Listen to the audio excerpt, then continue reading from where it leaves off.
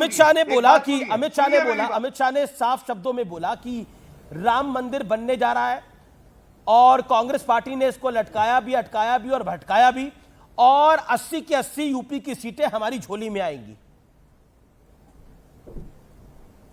अमीश भाई, आपने बहुत छोटा अल्फाज यूज किया। क्या भारतीय जनता पार्टी नफरत की दुकान चला रही है? नहीं, नफरत का पूरा होलसेल का बाजार चला रहा है। नफरत की पूरी मोनोपोली की मार्केट ही उनके पास है। 9 साल में जितनी नफरत देश में फैली है, इतनी नफरत आजादी से लेके अब तक नहीं देखी है। सब बुजुर्ग लोग भी बोलते हैं अमीश भाई, इतनी नफरत। और खास तौर से एक समुदाय मुसलमानों के प्रति तो इनने जैसे कि एक जंग छेड़ दी है। इनको हर चीज से हमारी नफरत, हमारे हिजाब से नफरत, खाने पीने से नफरत, घूमने फिरने से नफरत, पहनने के कपड़े से नफरत, सब चीज से नफरत। क्यों भाई इतनी नफरत फैलाने का? क्योंकि इनको अपनी राजनीति चमकाना है। इनको वही अपना जो एजेंडा है, गाय गंगा दंगा मंदिर मस्जिद, उसी की बुनियाद पे देश को लेकर जाना है, जिससे 200 से 350 तक पहुंच गया। मगर जनता जनार्दन है। और औरंगजेब की मजार पे तो आप भी जाते हैं। नू के अंदर आप हमने एएसआई का प्रोटेक्टेड मॉन्यूमेंट है अमीश भाई, आप उसको डिक्लेयर कर दीजिए कि आज से वहां कोई नहीं जाएगा, तो हम लोग वहां पे नहीं जाएंगे। जो दरगाह पे जाकर जलाता था उसकी मजार पे जाके, दरगाह पे जा सक, कब्र पे जाना सवाब है।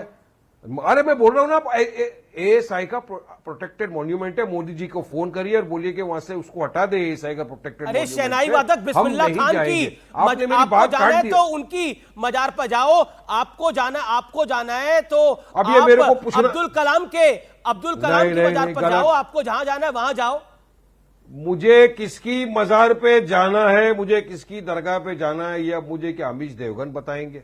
क्यों नफरत फैलाते हो अमीश भाई? सुनो ना मेरी बात। औरंगजेब के पास जाके क्या प्यार फैलाया जाता है?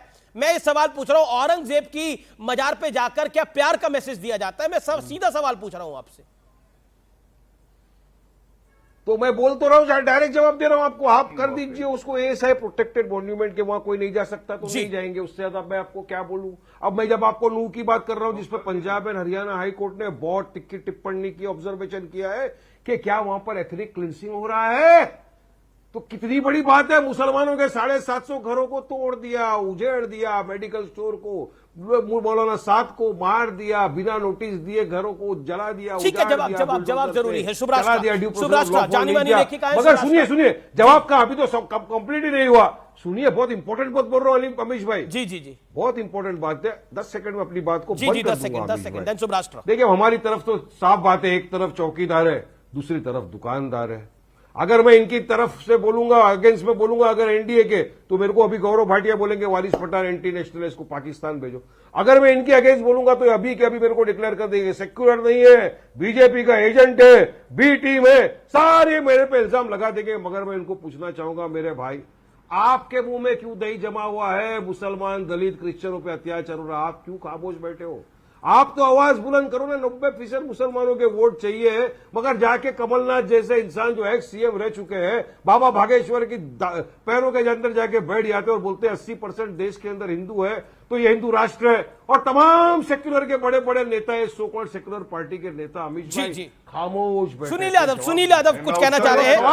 सुनील यादव से सवाल पूछा गया। शुभराष्ट्र में आऊंगा आपके पास। सुनील यादव, आप सेकुलर बनते हैं, लेकिन आप उत्तर प्रदेश के अंदर आपको हर वोट भी चाहिए लेकिन बात भी नहीं करनी है, यह वारिस पठान का आरोप है। देखिए अमीश जी, हम लोग सेकुलर बनते नहीं, हम लोग सेकुलर हैं। और आज जो आपने डिबेट का एजेंडा रखा है, वो दोनों बातें एक ही हैं। दोनों बातें आपने कोशिश की है कि वो अलग अलग हों। भगवान राम का दरबार और मोहब्बत की दुकान तो अलग अलग कहां हैं? भगवान राम के दरबार का मतलब ही है प्यार का दरबार। और देखिए, भारतीय जनता पार्टी भगवान राम के नाम पर क्या कर रही है? भगवान राम के नाम पर पीछे छिपने से आपका भ्रष्टाचार नहीं छिप जाएगा? भगवान राम के मंदिर के नाम पर ये बताइए, चंदा चोरी किसने की है? भगवान राम के मंदिर के नाम पर जमीन घोटाला किसने किया है? देखिए, अगर भगवान राम के सपने को कोई मार रहा है तो उसका नाम भारतीय जनता पार्टी है। भगवान राम की सोच को अगर कोई कमजोर कर रहा है तो उसका नाम है भारतीय जनता पार्टी। और ये बात मैं लेकिन इसलिए कह रहा हूं, आप कह रहे हैं कि देखिए हम तो राम के भी हैं, लेकिन देखिए आज अमित शाह ने बोला कि बाबूजी स्वर्गीय कल्याण सिंह को कार सेवकों पर गोली चलवाने का दबाव था, लेकिन बाबूजी ने गोलियां, कल्याण सिंह ने गोली नहीं चलाई, और ये इतिहास है, उन्होंने गोली नहीं चलाई, अपनी सरकार कुर्बान कर दी और गोली नहीं चलाई, और राम मंदिर के लिए एक बहुत बड़ा बलिदान दे दिया। और दूसरी तरफ आपका शासन था, आपने राम सेवकों पर गोली चलवाई थी कि नहीं चलवाई थी? हम दूसरी बात कह जी, सुनील अमित जी। आपका सवाल हो गया।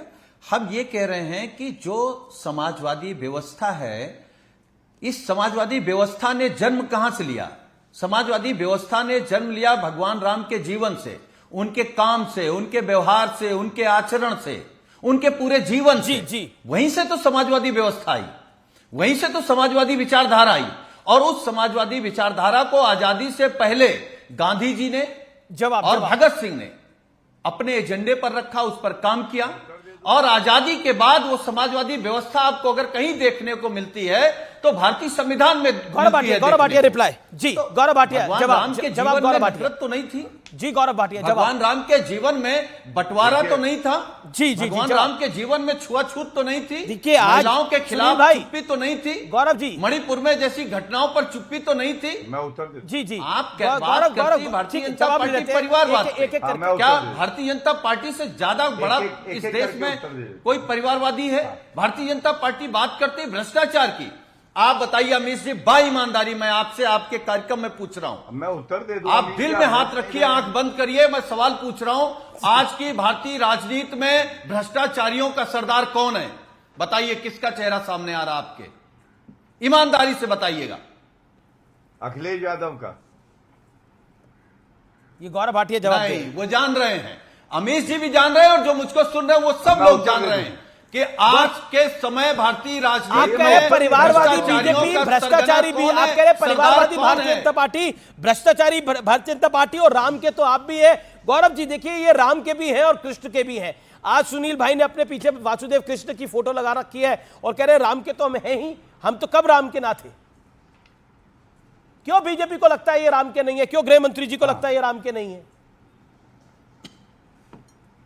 अमीर जी, अभी भगोड़ा पार्टी की प्रवक्ता भाग खड़ी हुई तो एक मन में विचार आया। एक बहुत अच्छी कहावत है, जो आपका विरोधी होता है और कमजोर होता है ना, पहले वो आपकी आलोचना करता है, जब आलोचना से काम नहीं चलता है तो वो आपको गाली देता है, जब गाली देने के बाद भी आप जीत जाते हैं तो वो आपका बहिष्कार करता है, और जब बहिष्कार करके भाग जाता है तो आपकी विचारधारा की जीत हो जाती है।